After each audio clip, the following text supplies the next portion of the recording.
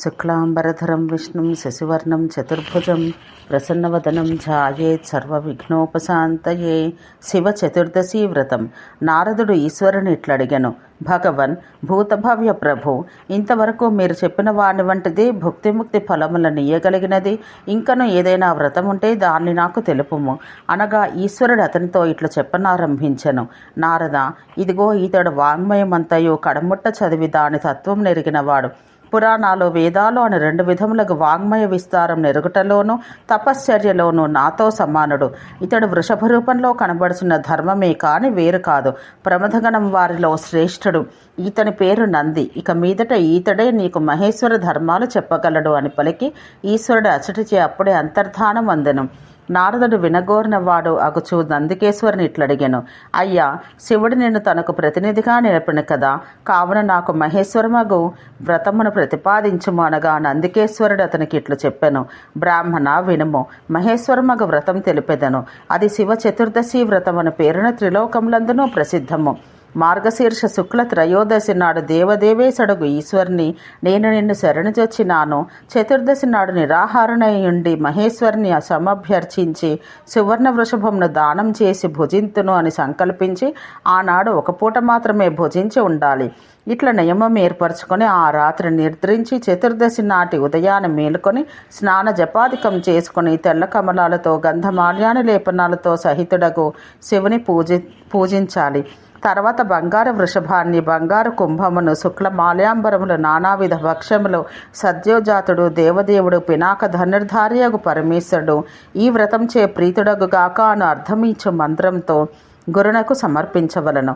శుచిత్వమును భక్తియు కలవాడయు భక్ష్య భోజనములతో బ్రాహ్మణులను సంతృప్తులను చేయవలను.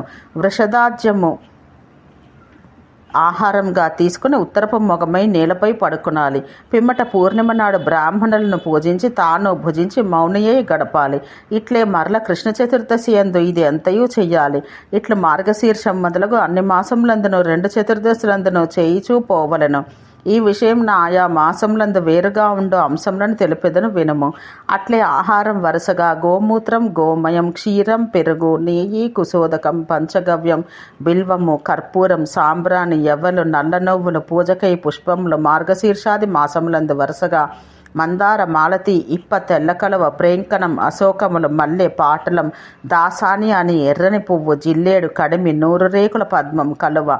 మరల కార్తీక మాసం రాగానే బ్రాహ్మణులను ప్రార్థించి పిలుచుకుని వచ్చి నానావిధ భక్ష్యాలు మొదలగు వానితో పూజించి వస్త్రాలు, మాల్యాలు, భూషణాలు, బంగారుతో చేసిన ఉమామహేశ్వర్ల ప్రతిమ, గోప్రతిమ, వృషభ ప్రతిమ, వృషభ ప్రతిమలకు 8 ముత్యములు, తెల్లని నేత్ర వస్త్రాలు, సర్వోపస్కారములతో కూడిన చక్కని శయ్య, రాగి పల్లెరంలో తెల్లని బియ్యము, అంగవైకల్యం లేనివారు, శాంతులు, వేద వ్రతములను ఆచరించిన వారు, సౌమ్యులు, శుభమాచరించువారు, జ్యేష్ఠ సామము ఎరిగిన వారు, దురాచారణములు లేనివారు, సపత్నీకులు అగు వారిని, గుణజ్ఞుడు, శ్రోత్రియుడు, తత్వవేత్తయు అగు గురువు ఉన్నచో గురునకు లేని ఎడల అట్టి బ్రాహ్మణునకు దానమియ్యాలి.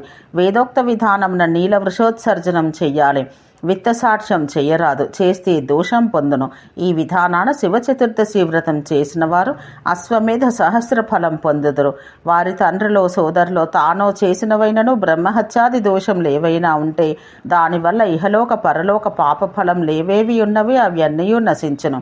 ఇహమున దీర్ఘాయుర ఆరోగ్యం, కులాభివృద్ధియు, పరమున విష్ణు సారూప్యం సిద్ధించును. ద్యులోకమున ప్రమథగణాలకు అధిపతి అయి 100 కోట్ల కల్పముల కాలం నుండి తుదకు శివస్థానం చేరుదురు.